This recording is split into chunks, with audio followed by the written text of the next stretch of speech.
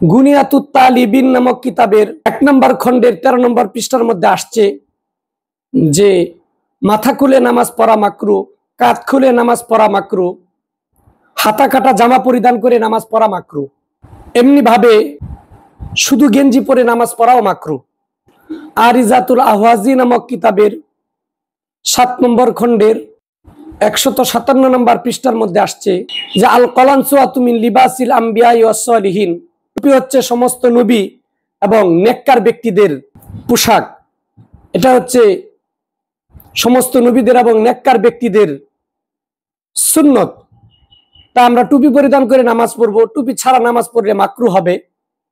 আর নামাজ যদি মাকরু হয় তাহলে আল্লাহ তাআলা যে নামাজের দ্বারা আমার জন্য একটি পূর্ণাঙ্গ সওয়াবের ফয়সালা করেছেন, বাজেট করে রেখেছেন, আমি মাকরুর সাথে নামাজ পড়ার কারণে ওই পরিপূর্ণ সওয়াব আমি পাবো না, সওয়াবের ভিতরে ত্রুটি হয়ে যাবে, ঘাটতি হয়ে যাবে।